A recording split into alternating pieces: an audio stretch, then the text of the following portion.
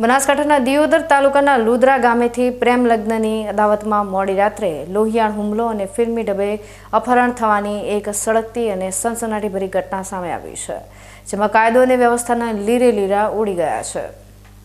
દિયોદરના લુદ્રા ગામે પ્રેમ લગ્ન કરનાર એક નવ દંપતી પર યુવતીના પિયર પક્ષના લોકો કાળ બનીને તૂટી પડ્યા હોવાની ચોંકાવનારી વિગતો પ્રકાશમાં આવી છે। ગામના જ એક પ્રેમી યુગલે થોડા સમય પહેલા પોતાની મરજીથી કોર્ટ મેરેજ કરી લીધા હતા, પરંતુ આ પ્રેમ લગ્ન યુવતીના રૂઢિચુસ્ત પરિવારને સહેજ પણ મંજૂર નહોતા। પ્રેમ લગ્નથી લાલચોળ થયેલા યુવતીના પરિવારે મોડી રાત્રે અંધકારનો લાભ લઈને યુવકના ઘર પર હુમલો બોલાવી દીધો હતો। યુવતીના પિતા અને કાકા સહિત અંદાજે 13 જેટલા ઈસમો લાકડીઓ અને ધારદાર હથિયારો સાથે ધસી આવ્યા હતા અને આખા ઘરને બંધક બનાવી દીધું હતું।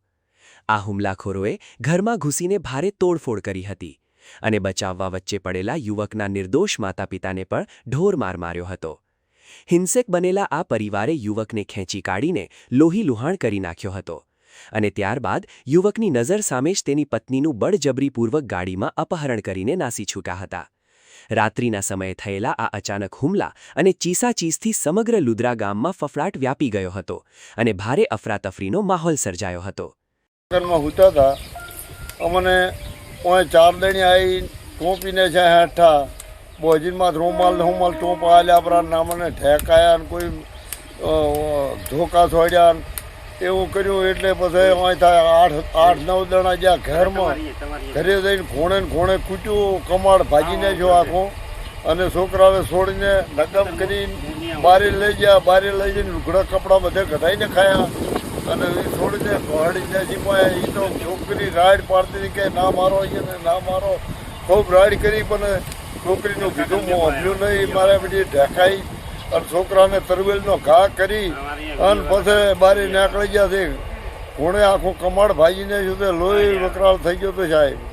આ હિંસક હુમલાના પગલે યુવકનું આખું પરિવાર અત્યારે ભારે ભય અને આઘાતમાં સરી પડ્યું છે। પોતાના જ ઘરમાં સુરક્ષિત ન રહેલા આ પરિવાર પર જ્યારે હુમલો થયો ત્યારે આસપાસના લોકો પણ ડરના માર્યા બચાવવા આવી શક્યા નહોતા। હુમલાખોરો એટલા ગુસ્સામાં હતા કે તેઓ આખા પરિવારને જાનથી મારી નાખવાની ધમકીઓ આપી રહ્યા હતા। દીકરાના લગ્ન બાદ ઘરમાં જે ખુશીનો માહોલ હતો તે પલભરમાં માતમ અને ડરમાં ફેરવાઈ ગયો છે।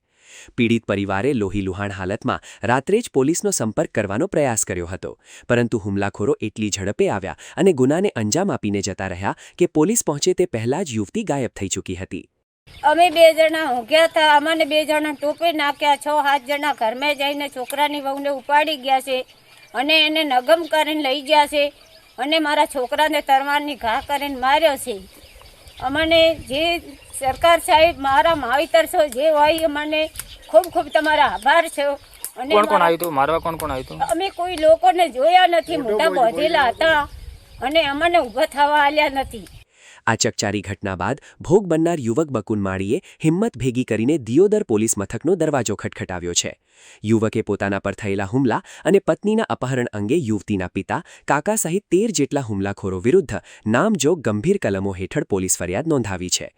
દિયોદર પોલીસે ઘટનાની ગંભીરતાને સમજીને તાત્કાલિક અલગ અલગ ટીમો બનાવી હુમલાખોરોને ઝડપી પાડવા અને અપહરણ થયેલી યુવતીને હેમખેમ મુક્ત કરાવવા માટે ચક્રો ગતિમાન કર્યા છે। સરહદી પંથકમાં કાયદાના ડર વગર ધોળા દિવસે અને રાત્રે થતી આવી ઘટનાઓએ પોલીસ તંત્રની કામગીરી પર પણ મોટા સવાલો ઊભા કર્યા છે। મેં મહિના પહેલાં અમદાવાદ ખાતે પ્રેમ લગ્ન કરેલા છે કોમલ સાથે।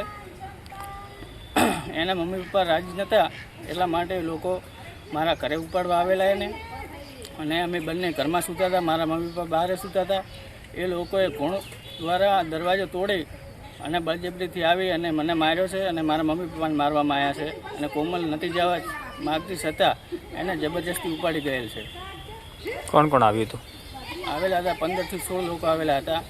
બીજા લોકોને હું ઓળખતો નથી, પણ એના પપ્પાનું નામ છે નરસિંહભાઈ સવદાનજી માળી અને એના કાકા હતા માળી ગોરધનજી સવદાનજી માળી। કોને કોને ઘરમાં લાગ્યું તમારા?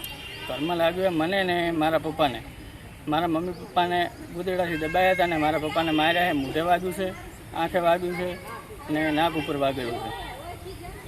આ બાબતે કોઈ પોલીસ ફરિયાદ આપી છે? હા, ફરિયાદ આપી છે। અમે 112માં ફોન કર્યો હતો, 112 અમને લેવા આવી, અમે દિયોદર ખાતે ફરિયાદ આપેલી છે। 21મી સદીમાં પણ પ્રેમ લગ્ન જેવા વિષયો પર થતા આવા જીવલેણ હુમલા અને અપહરણની ઘટનાઓ સમાજ માટે એક કલંક સમાન છે.